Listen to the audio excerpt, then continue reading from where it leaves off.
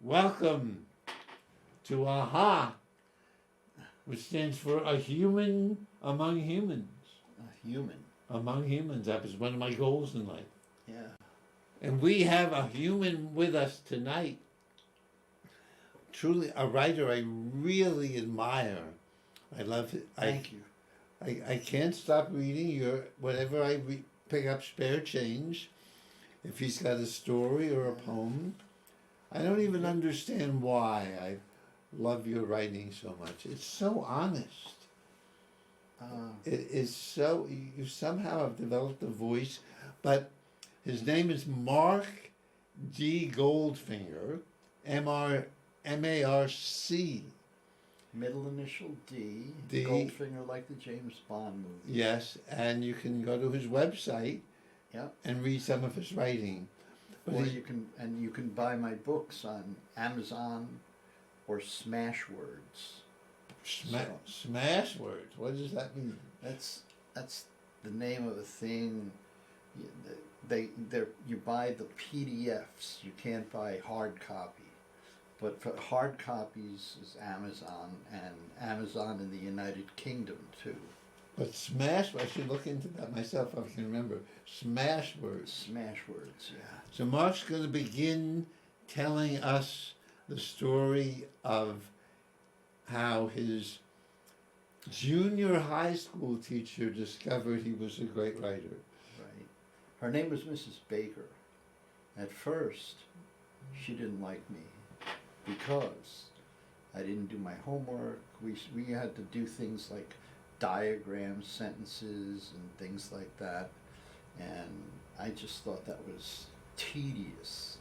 So then we moved into the stage where she was having us write compositions, and I wrote a composition, I gave it to her. She called me to the front of the room and said, "Mark, who wrote this?" I said, "I did." This is in front of other students too, yes? Yeah, and I said, I wrote it, and she goes, I don't believe you wrote this. She goes, you never do your homework, you fail tests, you know. Hope for all of us. So I told her, I said, look, I said, if you want, I can sit down right in front of you and write a story, and you'll see that I wrote this. And I believe that actually the topic was the changing seasons, and I described the changing seasons. So that was like my first official graded composition. And she graded you? Yeah, she gave me an A+. A+ for failing. Yes. So, but now I write regularly. I'm a regular columnist for Spare Change News. We were hit really hard by COVID, and we stopped printing for a little while. And now we come out with our paper just once a month. It used to come out every other Friday, and now it comes out once a month. And why did COVID hurt it so much? Because there was no foot traffic. Oh, And vendors hadn't, like everything was shut down. Vendors had nobody to sell to.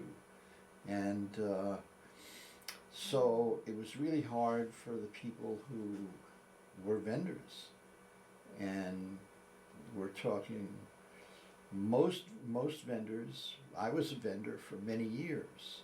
I used to sell, my spot was on Mass Ave near the 1369 Coffee House. Down the street there's a bank, and I used to sell in front of the bank. I bought from you once there. Yeah, that's where I met a lot of people. Vendors of these people on the street that are selling spare change. Yeah, so that's what I did, and I started writing for them, and then I became the editor for a while, and then, but I made more money selling the paper actually than working as the editor. I have, so I write all the time. Writing is it's my calling, so to speak. I have 2 books on Amazon. This one is Tales of the Troll, which I read cover to cover. Junkies, Angels, and Demons. Very upsetting. And this one is Heroines Harbor, and it's stories and poems. And actually, I entered it in the Wales Poetry Contest. In England? Yes. Wow. And I was shortlisted. I made the top 10. I didn't win, but I made the top 10. Wow. And maybe it's because half the book is stories. So it's not all poetry. So how did we go from Mrs. Baker in junior high to discovering that you loved writing and wanted to be a writer? I just used to write in my, I can't explain it. I used to just write in my, what they called my spare time. But I was heavily involved in drugs too. So sometimes while I was high on drugs I could write well, and other times it took my ability to write well away. I was hooked on opiates for many years. Back then I started with codeine-based cough syrup, which you used to be able to buy over the counter. Just sign, it was called an exempt narcotic. I don't believe there's any such thing anymore here in the United States.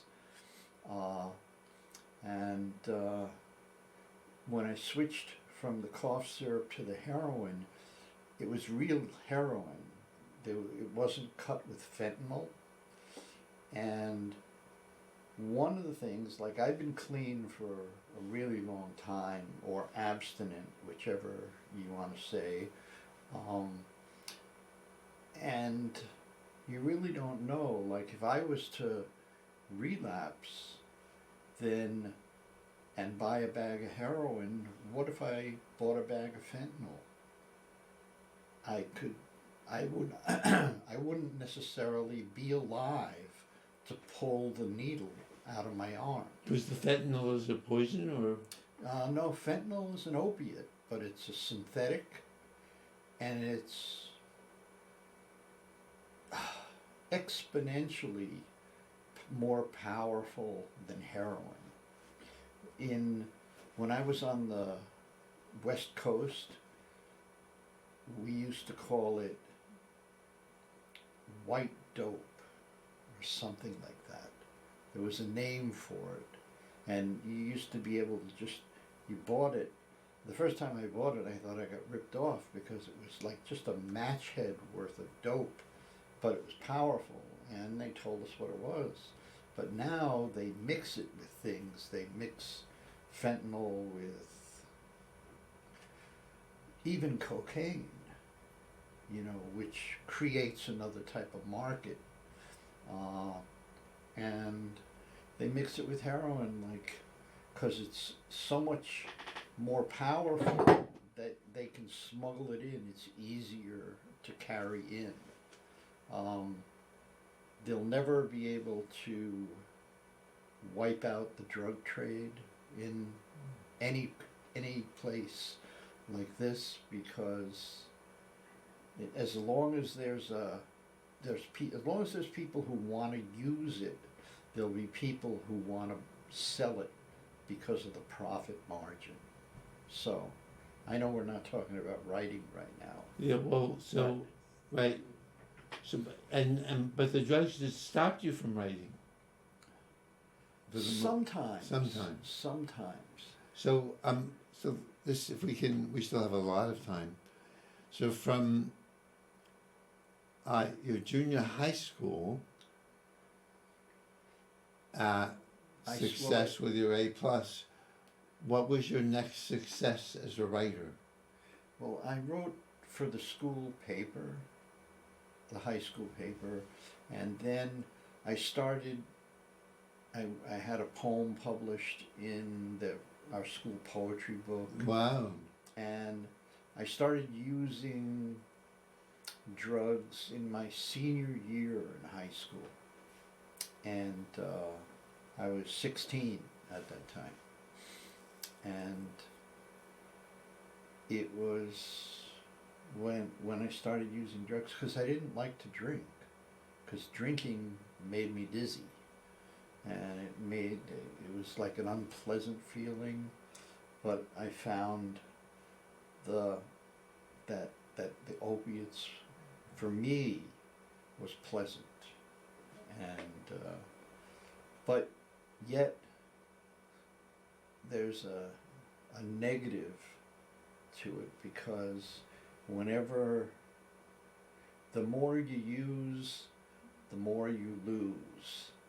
You know, it takes it away. Like in my book Heroin's Harbor, there are a lot of stories that show the life of what it's like to use drug addicts, you know, drugs. In Tales of the Troll, it's the same thing, but it's like a fantasy. Like talks about climate change, and it talks a little bit about how so many people feel like that the world is coming to an end, and why should I try to do something. But then there's other people, the Extinction Rebellion people, who are great, because they get the picture. I got the picture when I was in college. I was at Franconia College, and then I went to Bard College, and I took an ecology course, and this was back in 1971, and they explained about how the fossil fuels were destroying our environment. I mean, when you think about it, they invented the automobile in the early 1900s, maybe the late 1800s, very late 1800s. Who would have imagined that from a few automobiles there would be thousands, millions of automobiles? And you can't live off of what comes out of an exhaust pipe. So try and imagine, just if you will, if you can do this, how if you took every exhaust pipe from every car in Massachusetts alone, just Massachusetts, and fused it all together into one giant exhaust pipe, how big would that exhaust pipe be? It would be, I don't think, it's tough to imagine how big, and this all the time it's going, it's flooding our environment with stuff that's not good for us to breathe, and it's changing our world. And so I really admire the people from Earth First and the people from the Extinction Event, the people, they're out there. Greta Thunberg is one of my heroes. I don't know whether you ever hear of Greta Thunberg. Sure. Okay. So, I mean, she understands on a level that most people don't. And it's too bad that our government here, just in the United States, is too caught up in they fight with each other. and things don't get done. Like right now, you know, the Republicans fighting with the Democrats. They say the Democrats are in control, but they're not. No one's really in control of our government at this time. We have so much friction, they can't agree, so they can't get things done. And then we have the war in, you know, Russia invading the Ukraine, and Vladimir Putin is an idiot. I mean, no, he's probably very, very bright. He was the head of the KGB, which should give you some insight into the way he thinks. That people are saying now that he's kind of lost it, and he has. I mean, because what gain is it for him to take over the Ukraine? Russian soldiers are dying. Ukrainian soldiers are dying. Ukrainian civilians are dying.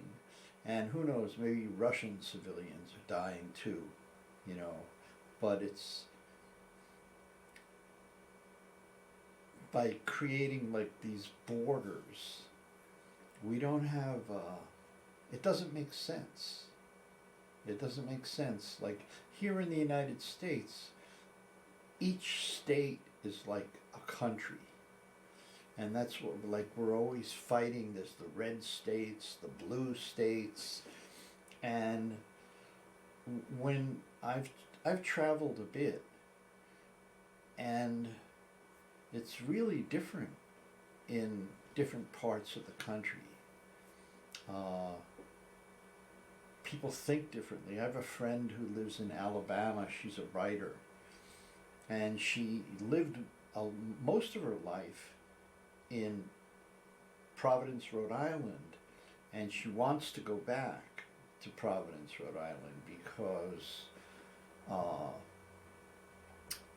Alabama is one of those anti-vaccine states, and so she has trouble going out. She's a paleontologist too, besides being a writer, but most of her books are fiction. I'll say her name, Caitlin Kiernan, and she's got like a website and everything, and she writes stuff. If you like Lovecraft, you'd like her stories. Well, let's get back to your writing too. Oh, okay. So we left you. We left you with drugs getting in the way of your writing sometimes. Yeah. Well, and when did you discover that you could write and publish? Well, I went to prison, and in prison there weren't as many drugs. And I wrote a book while I was in prison. It's called Poison Pen, and it's poetry and prose, and it was the first writing I had done in quite a few years. Wow. And it was because in prison I was not high most of the time. You know, every now and then something would come in. And actually the guards used to prefer it if we smoked pot than if we drank. People would make Pruno out of like the fruits and sugars and stuff, and the guards didn't like it when there was Pruno, which is alcohol, because people would become violent. But with marijuana, people were laid back, and so they would do that. And I want to thank some of the guards who used to give us marijuana for like just to hang out. Like I used to have 2 jobs while I was in prison. I used to clean the horse barns, and I was that was on the weekend, and I was the prison librarian. Monday through Friday. So, Well, it sounds like not such a bad life. no, I mean, There were horses in the prison? they had a barn. It was outside. I used to have to go out. They didn't let me do that until they trusted me. In the very beginning, when I went to prison, I was in maximum security because they said I had a rabbit by my name. Because whenever the police used to chase me, like the key word is chase, I used to run. Wow. And I would escape many times, but you know, like when you're using drugs, time is on their side. They're going to get me sooner or later, and they did. And they got you with a sting operation. well, this was I got busted with 15 pounds of marijuana. Yes, you told me. I want to go back to, because we were running out of time here. Yeah. So you're writing in prison. You're writing this book for the first time. Yeah. The book. Yeah, it's available on PDF, like in Smashwords. See, it has an ISBN, what they call it. See, there's Poison Pen, Wow. and that's the ISBN. It's on Smashwords. Oh, so and you published it. Yeah, it's published, but only in on PDF. Yeah, I understand. It's Yeah. very nice. So- I have to remember that myself. Yeah, that's what I do. And you like writing, huh? I love it. I love to write. What gave you this ability? Because you didn't study it. It's a gift. I can say I read a lot, and probably because I enjoyed reading so much that, What would be one book you loved? well, one of the early books that I read was Moby Dick. Well, I read Moby Dick when I was like 10 years old. wow. And it was quite a book. And sometimes I worry, like, when I don't sell enough books. But when Herman Melville, who wrote Moby Dick, was alive, he only sold 12 copies Oh, of my. Moby Dick. That's it. 12 That was copies. considered one of the great American novels. Yes. So I can't. So there's hope. Yeah. So you there's write hope. this in prison, and then you publish it when you get out? Yeah, and then I wrote more. So then, but then I went deeper into drugs again, Ouch. and then I finally got clean. How for did that happen? abstinent. Huh? How did that happen? I was in detox for, I think I've been to detox maybe 30, 40 times. And I'm And being detox is like, conservative. Where you go and they have meetings and they have talks, you discuss things about why you use. and you live there, or you just visit? You live there. Oh. Yeah, and it was AdCare Hospital, which I don't think it exists anymore. Now it's probably one of the recovery centers of America. Who knows? I say you But- did that 30 times. What but- made this last one different? Yeah, well, you never know, because addiction is the disease that talks. Like, it's in my head, and I think I can use. And like my addictions today, like I'm 76 years old, but my addiction thinks I'm 18. So that's a lie. My addiction only remembers what it needs. I'm going to repeat that. My addiction only remembers what it needs. Not, and it's different. Like when I got busted and went to prison, my addiction said, well, you're in this all by yourself. I'll see you when you get out. You know. And it didn't bug you to be an addict when you were in prison? Well, at first, I didn't. I should save that question. We only have 2 minutes. I Okay. want to hear how that final detox got you off of it forever. Okay, in 1991, I was in a motorcycle accident. It's like my motorcycle broke down. I was working on the shoulder of the road, okay, and this guy was holding the flashlight for me, and a drunk driver hit us. It was 2 in the morning, and he was killed. And I had to learn how to walk again. It took me a year and a half to learn how to walk again. And I told this counselor about this thing, and she goes, I told her, I said, well, and she saw me come in and in and in, and I'd leave and come back, and leave and come back. She goes, what's the story with this? And I said, well, I'm just, here for a tune-up. And she goes, your engine's blown, though. She said, she goes, how bad do you want to stay clean?